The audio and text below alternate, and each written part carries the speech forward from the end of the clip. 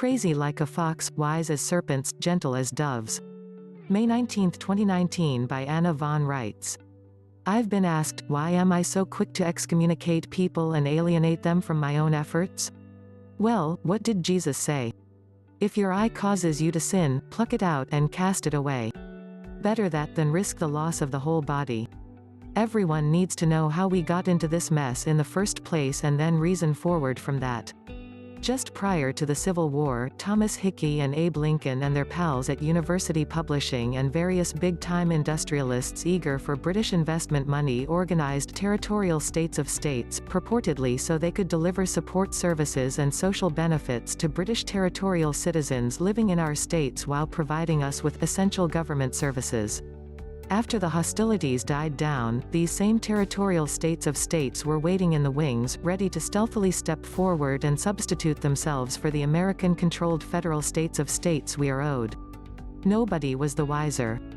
And that's how the Brits commandeered our lawful government. Now they are on the hook for it and twisting like worms, but that doesn't mean that they won't come back and try the same thing over again. They got away with it for 150 years and made trillions of dollars off us dumb Americans. Do you think they are just going to go home and mind their own business?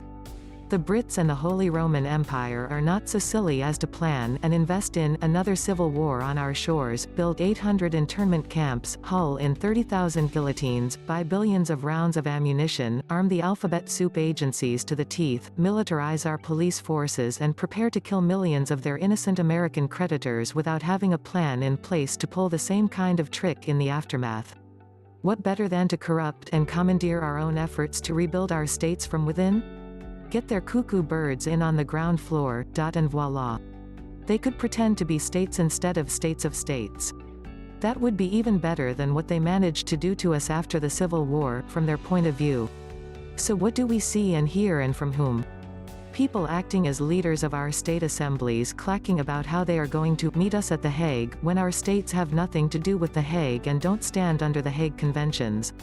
Red flag up the flagpole and flapping in the breeze, these folks are building states of states, not states. Only states of states stand under the Hague Conventions. The DoD, which is a department of the UN Corp, is also playing pussyfoot with people who are, purportedly at least, acting as leaders of our state assemblies.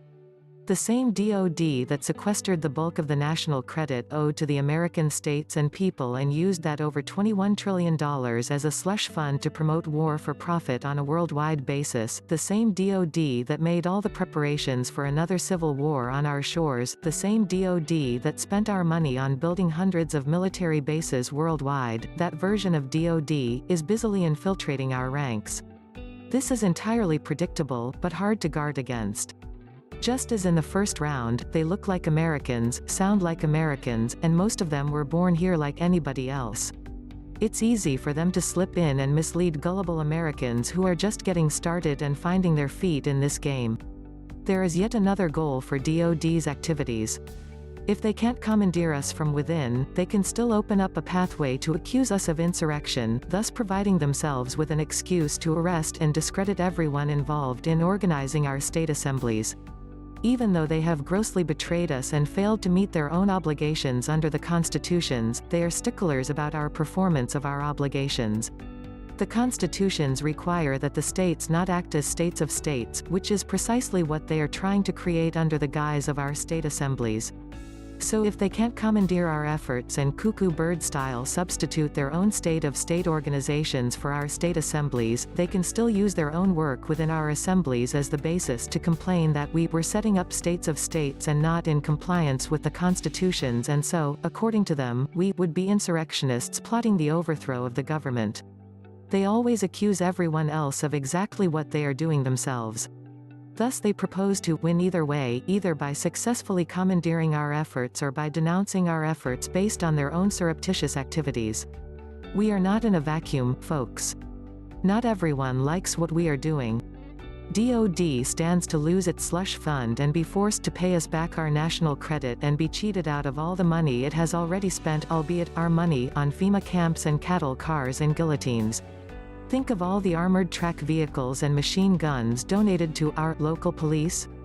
Of course, DoD is seeking to undermine us and either sideline or commandeer our little ho-dunk efforts to restore our rightful government. If we succeed, Dorothy gets to go home, and they have to pay back their priority creditors, the American states and people. If we are derailed, they get to keep our national credit as a war chest and most likely, get another civil war started on our shores. The stakes are much too large to let them get away with any of it. So, when someone starts blathering about The Hague and their ties to DoD and making moves to welcome U.S. citizens as members of what are supposed to be state assemblies, I take on the role of bouncer. I can't stop these people from thinking what they think or doing what they do, but I can draw a line between them and me, and thereby maintain the integrity of what the rest of us want to accomplish, and keep our assemblies and assembly members safe from accusations of insurrection.